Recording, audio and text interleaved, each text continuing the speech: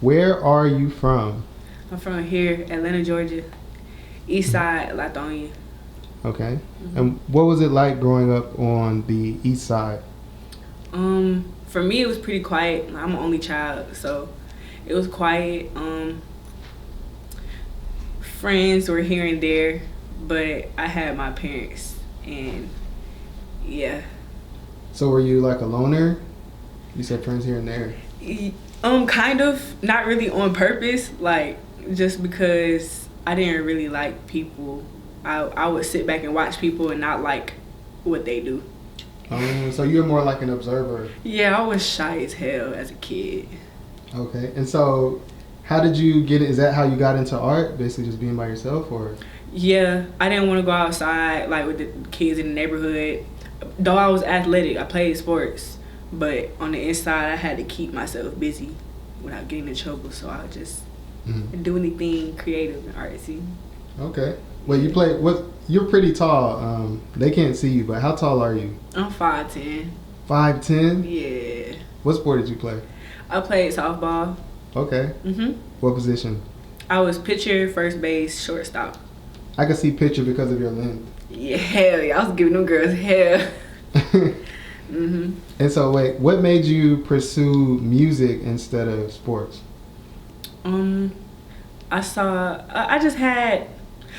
I could wake up and do music every day. Like, sometimes my body was tired, but my mind was always going. So I had to stimulate that somehow. Okay, and music was the way that you did it? Yeah, music, art. You used to take pictures too, right? Yeah, kind of. My granddad was a photographer, and I was like his main model. So as I got older, after he passed away, that's when I picked up actually being behind the camera and appreciating the people who are actually behind the camera. Right, it's a difficult job, but it's fun. Hell yeah. So when did you make your first song?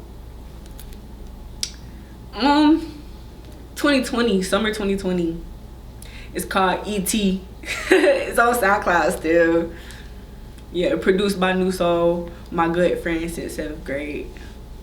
And what was your inspiration behind that song? The beat. Her beat style, her sound choice for the beat was very spacious, like extraterrestrial. So I was already writing like poetry, so I was like, why not just spit poetry on a beat and rap? Yeah, and your music actually sounds like pretty different too. Would you like? How would you characterize it? It gives me like a kind of spacey, alternative feel, but not really. Yeah, I think like my beat choice is the spacey alternative thing that you hear. My style of rap, I feel, is really just based off of how I feel. Okay. Yeah. So did you meet any, or did you run into any challenges when you started rapping? Yeah. People like haters.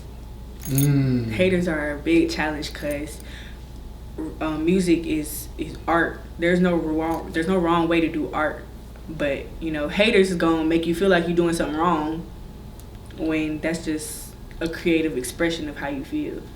So like basically making comments about your music or your style, that sort of thing? Yeah. And you know, not even just comments. It goes like putting me on lineups or not fucking with me on studio time, but will fuck with somebody else on studio time. But you know what I'm saying? I'm not entitled to anything, but you know. Okay. So are you producing too? You said studio time. Are you producing too, or? Nah, I don't make beats. Okay. I like watching the beat be made for me. Okay, superstar vibes. Yeah. No, I feel it. So are you independent now, or are you signed to a label? I'm very independent. Would you rather be independent or signed to a label? I think I like it independent because I have freedom creatively. I can see that. So you wouldn't, let's say if a label came to you today and was like, we'll give you an advance for $200,000, would you take it? No, I need 200 million. I'm being so dead ass. Like, I'm sorry. No, I'm sorry. Yeah, you can actually get 1B now. You see, like Rihanna, Beyonce, everybody just like. I think, you know what I'm saying. I may not look worth it right now, but I know in the long run, when my sound gets evolved, people are gonna want to start fucking with me. Yeah, I actually, so I've been I have to research everybody before I interview them, and you actually have like a pretty good, solid fan base. Like every time you post, people are like flooding your comments. Do you notice that? No, I don't notice that. Like, they're just people that I know, so I don't really see it as a fan base. I just see it as people that fuck with me for me. Yeah, and who actually know who I am. Outside of Sliiick. Yeah. Was there is there like a huge difference between your persona as Sliiick and who you were before? No. Aaron, that's my name, Aaron. Aaron is kind of reserved. I'm a watch, and I'm more quiet. But Sliiick got shit to say, and Sliiick is gonna say it how she wants to say it, and don't give a fuck about how, you know what I'm saying, it comes off, cause I mean it how I say it. And so, how did you come up with the name Sliiick? My parents always said I had a slick mouth. People call me Slim sometimes. I'm walking down the streets of Atlanta. Hey Slim, hey Sliiick. I'm like, okay, I can get used to this. All right, so you took it and ran with it. Yes, but I spell it Sliiick with 3 eyes because there's a lot of Sliicks with 1 eye, and I have 3. Awesome. What's been the most memorable moment that you've had while being in the music industry, specifically on the underground scene? Most memorable? Because y'all's concerts be crazy. Like, it's not like the normal mainstream. Like, I don't know if you recognize that or not. It's not. That shit, underground shit be it be hot, sweaty. Super hot. Fucking niggas on drugs, niggas throwing up, passing out, you got water guns. I think my most craziest show probably would be, I ain't gonna lie, this past one, shout out Picasso, baby Picasso, put me on his set at a very big show thrown by Rashford. It was at Stank on You Studios. Sure. Shout out Outkast, you know what I'm saying? Facts. That's like the first stage I ever performed at as well. Like 2021, I think. That was the first time I ever performed. I performed at that same stage. So performing there again for the second time and actually having people on stage with me, turning me up, people in the crowd actually like, you know what I'm saying? Oh yeah, I fuck with this shit. Like, I think. You were like, this is for me. Yeah, I think every time I perform, I'm like that though, cause it's always better than the last. Do you get nervous before you go on? Yes. And what do you do to like calm your nerves? I don't. You just do it. I just do it. I don't calm my nerves, cause if I calm my nerves, I'm gonna be wanting to sit down and go to sleep. You know what I'm saying? Yeah. No, I feel that for sure. So let's talk about your style. I love these glasses. Thanks. I was actually just gonna take them off so y'all can see me. Okay. Yeah, I love those glasses. You got what's that, a choker? Yeah, a little chain going on. Where do you get your fashion style from? Shit, everywhere. I wake up a different person every day. So I might look one way one day and then the complete opposite the next day. So it's like I want to be this avatar and then the next day I'm going to be this. Okay. Because I have that freedom. What do you mean because you have that freedom? Because I can. Basically, like, if I wake up in a good mood, I want to look good and I want to feel good. If I want to wake up and be productive, I'm gonna put on some cozy and I'm gonna get to it.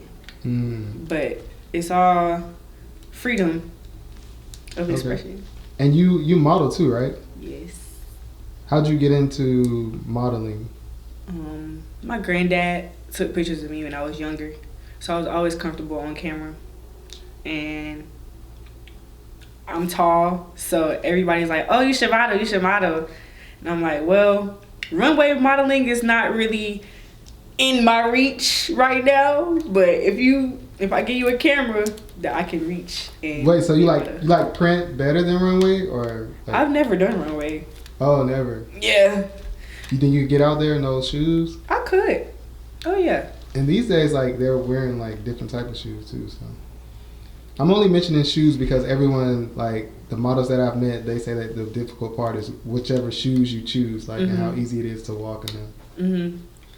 Shit, hey, I've seen like some crazy ass shoes with no heel, but like it's up there. I don't know. Yeah, I saw that. Yeah. That's like a trend now, actually. Like a bunch of European designers are hitting the no heel, but I don't know how they're walking in that. I don't either. That's crazy to me. Would you characterize yourself as a trendsetter? No. Why you say no? Cause I was never really the type of person that people, you know what I'm saying, that the majority gravitate towards. So it's like if I do something and I want to do it, the first thing people's gonna do is hate. They're not gonna want to do it. You know what I'm saying? So I'm not a trendsetter. I do what the fuck I want. And then people may follow you, you know? Yeah, but I haven't seen it. And if I have, they did not do a good job. Sorry. So what's your biggest goal in music? My biggest goal in music is to make it lucrative enough for me to feed everybody that fed me. Okay. And that goes for anything. Like when I say feed, that goes for any opportunity that's been given to me. Okay. Do you have like a timeline for it, or how do you set your goal for that? God's time is the best timing. I just pray. I feel that. Are you really into your faith? Is that why you're saying you pray? Or? Oh yeah, I grew up in church. Oh, did you do any music in church? I was in the choir and I did praise dance. What were you in the choir? Alto. Alto? Mhm. Okay, I was gonna say tenor. I could have did tenor. I wasn't gonna say tenor. No, for real, cause I'm not no part of soprano at all. So yeah, tenor, alto, depending on where they needed me.